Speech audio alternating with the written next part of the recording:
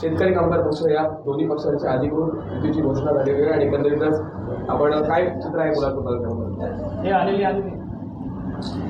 शिवसेना पक्षाचे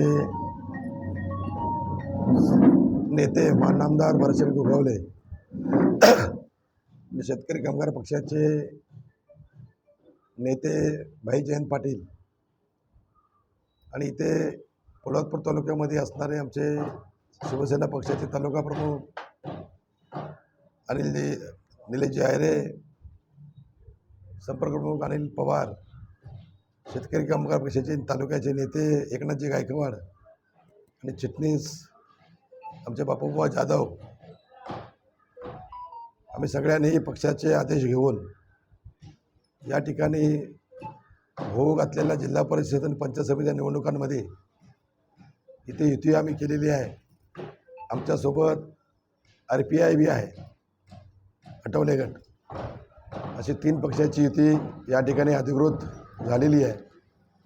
यामध्ये 2 जिल्हा परिषद सीट शिवसेनेला मिळालेल्या आहेत, 3 पंचायत समिती शिवसेनेला आणि 1 पंचायत समिती माटवणगण ही शेतकरी कामगार पक्षाला आमच्या युतीमध्ये सोडलेली आहे. निश्चितपणे आत्ताच आमची छाननी झाली, आमचे अधिकृत उमेदवार जे आहेत ते सगळे वैध झाले. 27 तारखेला फॉर्म मागण्याची 27 तारखेपर्यंत फॉर्म मागे घेण्याची तारीख आहे. आम्ही सगळे एकत्र येऊन ही निवडणूक 6च्या 6 सीट जिंकून शिवसेनेचा आणि शेतकरी कामगार पक्षाचा पंचायत समितीवरती झेंडा लावणार आणि ह्याच शुभसंकेत कदाचित जिल्ह्यामध्ये ही युती माननीय माजी मंत्री प्रभाकरजी मोरे यांनी 25 वर्षापूर्वी मंत्री असताना केली होती. ती जवळजवळ 15 ते 20 वर्षे जिल्हा परिषदेमध्ये शेतकरी कामगार पक्ष आणि शिवसेनेच्या युतीमध्ये आम्ही मंडळींनी कारभार केलेला आहे.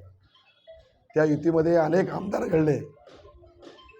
भरतसिंग गोगावले ह्या युतीमध्ये आमदार झाले, बाळाराम पाटील त्या युतीमध्ये आमदार झाले, पंडितशेठ पाटील, मनोहर भोईर असे अनेक आमदार शेतकरी कामगार पक्ष आणि शिवसेनेच्या युतीमध्ये घडले. निश्चितपणे ही युती भविष्यामध्ये राजकीय समीकरण जिल्ह्याचं पाहता ही अशी जर पुढं गेली ही आमची इच्छा आहे पोलादपूरवासियांची. बाकीच्या नेत्यांनी, बाकीच्या तालुक्यातल्या नेत्यांनी ती स्वीकारावी आणि पूर्वी जसं होतं तसं जिल्हा परिषदेचं घर लोकांना आधार देणार आहे हे निश्चितपणे या ठिकाणी निर्माण होईल. आणि त्यासाठी आज मी अधिकृत शिवसेनेचा पक्षाचा जरी उमेदवार असलो तर शिवसेनेचा पक्षाचा सहसंपर्क प्रमुख या नात्यानं ही युती घोषित करतो.